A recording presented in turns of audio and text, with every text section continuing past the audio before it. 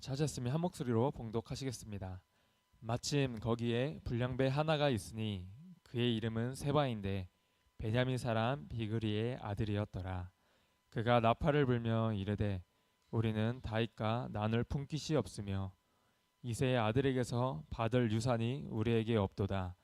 이스라엘아 각각 장막으로 돌아가라 하매 이에 온 이스라엘 사람들이 다윗 따르기를 그치고 올라가 비그리의 아들 세바를 따르나 유다 사람들은 그들의 왕과 합하여 요단에서 예루살렘까지 따르니라. 다윗이 예루살렘 본궁에 이르러 전에 머물러 왕궁을 지키게 한 후궁 10명을 잡아 별실에 가두고 먹을 것만 주고 그들에게 강계하지 아니하니 그들이 죽는 날까지 갇혀서 생갑으로 지내니라. 왕이 아마사에게 이르되 너는 나를 위하여 3일 내로 유다 사람을 큰 소리로 불러 모으고 너도 여기 있으라 하니라.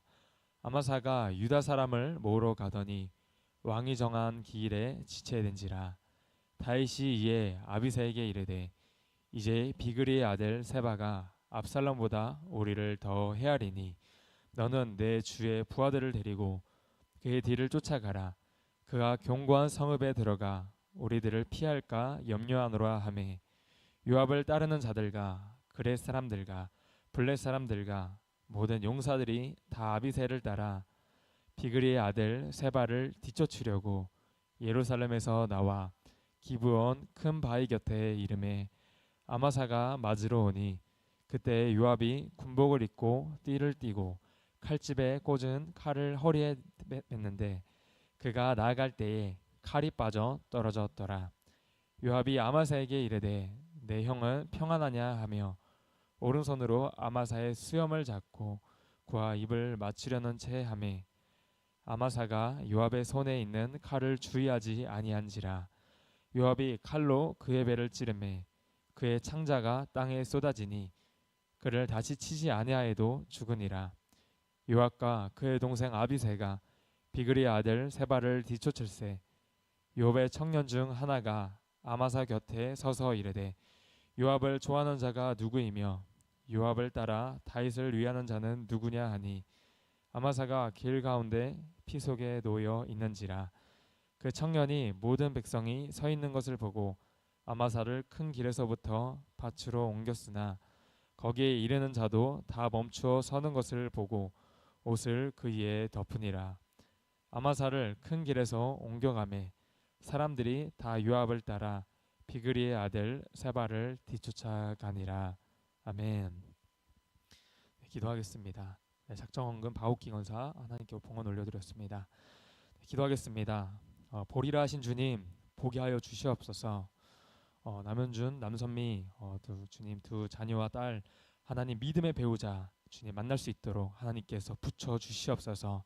그래서 믿음 안에서 예수님 안에서 믿음의 가정을 이루며 더 거룩한 다음 세대들을 주님 거룩한 다음 세대들을 이루며 나아가기 원합니다.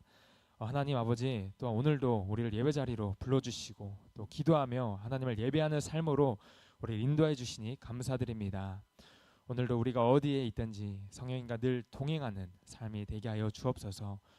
우리가 오늘도 주님을 더 알게 원하오니 우리가 매일매일 주님께 더 가까이 나아가는 축복 허락하여 주시며 또한 이곳에서 하나님께 기도하는 또 기도와 간구하는 많은 기도 제목들이 있습니다.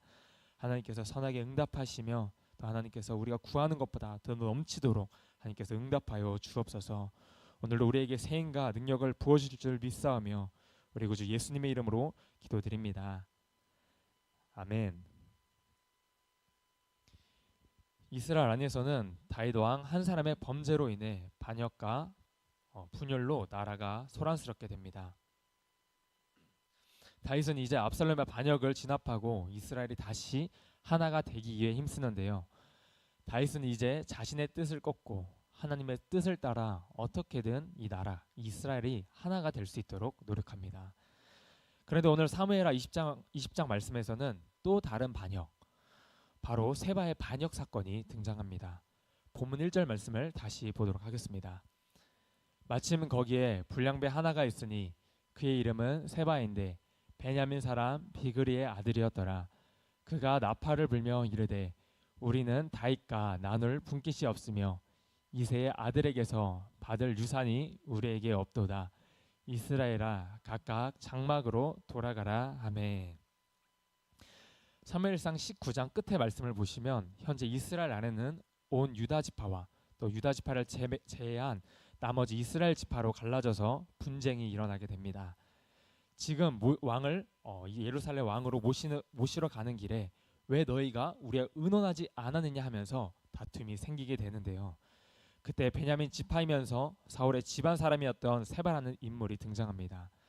세바는 이 분쟁의 기회를 틈타 지금 다윗에게 반역을 들고 일어납니다. 그런데 오늘 본문의 말씀을 보다 보면 이런 상황 가운데서도 다윗이 이스라엘을 하나로 만들기에 애쓰는 모습을 볼 수 있는데요. 먼저는 3절의 말씀을 보시면 이렇게 기록되어 있습니다. 본문 3절입니다. 다윗이 예루살렘 본궁에 이르러 전에 머물러 왕궁을 지키게 한 후궁 10명을 잡아 별실에 가두고 먹을 것만 주고 그들에게 강계하지 아니하니 그들이 죽는 날까지 갇혀서 생갑으로 지내니라. 왜 이 말씀이 이스라엘 하나가 되기에 힘쓰는 다윗의 뜻과 관계가 있을까요? 이 구절이 쓰여지게 된 배경을 보시면요. 압살롬이 아버지 다윗에게 반역을 일으킬 때 10명의 후궁들과 대낮에 동침을 하게 됩니다.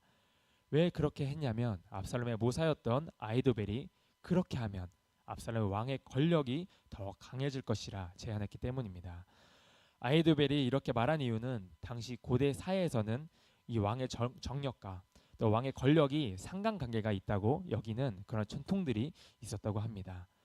그러니까 왕이 많은 후궁들을 거닐고 또 많은 자녀들을 데리고 있으면 그만큼 그 나라가 강하다는 것을 상징했습니다. 그래서 아히도벨이 그런 전력을 짰던 것이고 다윗의 후궁들과 압살롬이 관계를 맺게 되는 일이 생겼던 것입니다. 그런데 오늘 본문에서는 다윗은 그 압살롬과 관계를 맺었던 후궁들을 따로 격리시킵니다. 여기에는 어떤 메시지가 담겨 있냐면 다윗은 이 압살롬과 같은 방식으로 나라를 다스리지 않겠다는 것을 보여줍니다. 하나님의 뜻과는 전혀 관계없는 힘과 권력의 방법으로 나라를 다스리지 않겠다는 것입니다. 오로지 하나님의 뜻을 따라 하나님의 율법을 쫓아 나라를 다스리려는 다윗의 결정이 지금 3절 말씀에 나타나 있습니다. 그래서 1절과 2절 말씀에 세바의 반역의 이야기가 나오다가 갑자기 이 3절의 내용으로 전환되는 것은 반역이 일어난 상황 속에서도 어떻게든 하나님의 뜻을 쫓아 살려고 하는 다윗의 모습을 비추어 주는 것입니다. 그리고 다윗이 나라를 하나가 되기 위해서 애쓰고 있다는 것을 알 수 있는 구절이 또 있는데요. 본문 4절 말씀입니다. 왕이 아마사에게 이르되 너는 나를 위하여 3일 내로 유다 사람을 큰 소리로 불러 모으고 너도 여기 있으라 하니라. 이 아마사라는 인물은 압살롬이 반란을 일으켰을 때 바로 압살롬의 군대 장관으로 세워졌던 인물이었습니다. 그러니까 이 아마사라는 인물은 다윗이 왕으로서 나라를 다스릴 때에 세워진 군대 장관이 아니라 바로 자신의 아들인 압살롬이 반란을 일으켰을 때 다윗을 반역하는 자로서 세워졌던 자였습니다. 그런데 오늘 본문의 말씀을 보시면 다윗은 지금 누구에게 명령을 내리고 있습니까? 바로 이 반역을 일으켰던 아마사에게 명령을 내리고 있습니다. 이게 사실 정치적인 논리로만 봤을 때 말이 안 되는 상황입니다. 자기를 반역하게 세워졌던 군대 장관에게 지금 또다시 일어난 이 반란의 세력을 진압하라고 말하는 것은 좀 웃긴 상황이 된 것이죠. 정치적인 논리로 보면 요압을 세워서 이 요압을 통해 반란을 진압하는 것이 맞습니다. 그런데 다윗은 이 흉흉한 민심을 수습하기에 요압을 대신하여 아마사를 군대 사령관으로 임명하고 그에게 할 일을 줍니다. 아마도 요압은 이제 다윗의 눈밖에 완전히 난 것으로 보입니다. 왜냐하면 그동안 요압은 계속해서 왕의 명령과 통제를 따르지를 않았습니다. 그리고 결정적으로는 요압이 압살롬을 죽인 것이 그게 작용한 것으로 보입니다. 그런데 이어지는 본문의 말씀을 보시면 아시겠지만 다윗의 이러한 노력에도 불구하고 이번에도 요압은 자신의 판단과 고집으로 인해 사고를 치게 됩니다. 지금 상황이 어떻게 전개되는지를 보시면요. 다윗은 아마사에게 명령을 내렸습니다. 그런데 지금 아마사는 군대 장관이 된 지 얼마 되지도 않았고 또 심지어 이 아마사는 과거에 반역을 일으켰던 압살롬의 군대 장관 출신이지 않습니까? 그러다 보니 아무래도 유다 지파의 여론을 모아서 또 군사를 소집하기에는 역부족이었던 것 같습니다. 아무래도 유다 지파 안에서도 아마사에 대한 신임 문제로 상당한 갈등도 있었을 것으로 예상됩니다. 어쨌든 아마사가 이 반란을 진압할 세력을 모으려고 이렇게 애를 썼지만 정해진 기한 안에 진행되지 못하자 이제 다윗은 요압의 동생인 아비새를 부릅니다. 다윗은 아비새에게 지금 상황이 급박하니 일단 너라도 가서 군대를 모으고 이 반역 세력을 쫓아야 되겠다.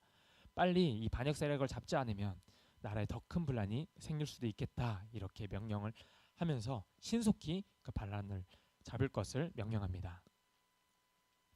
이제는 아비새가 가서 반역자 세바만 제압하면 되었습니다. 그런데 이 상황 속에 갑자기 요압이 개입하게 되면서 불협화음이 발생하게 되는데요.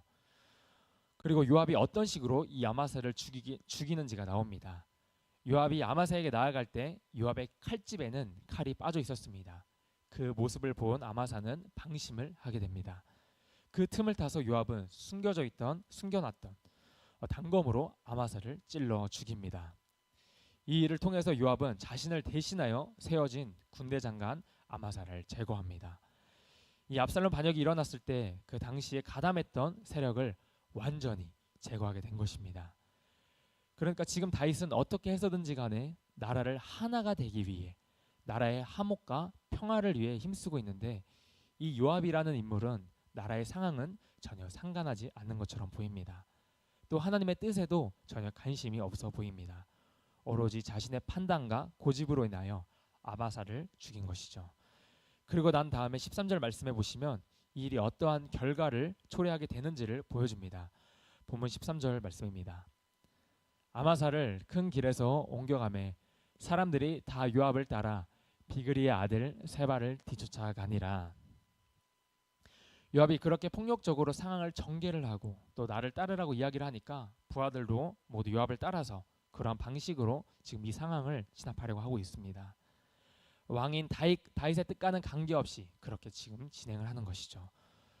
오늘 저희는 이 말씀을 통해서 하나님의 뜻에 어떻게 해서든 자신의 뜻을 맞춰서 조율을 하려고 하는 다윗의 모습과 또 하나님의 뜻과는 전혀 관계없이 나의 고집, 나의 뜻과 나의 생각에만 따라 행동하는 요압의 모습을 보게 됩니다.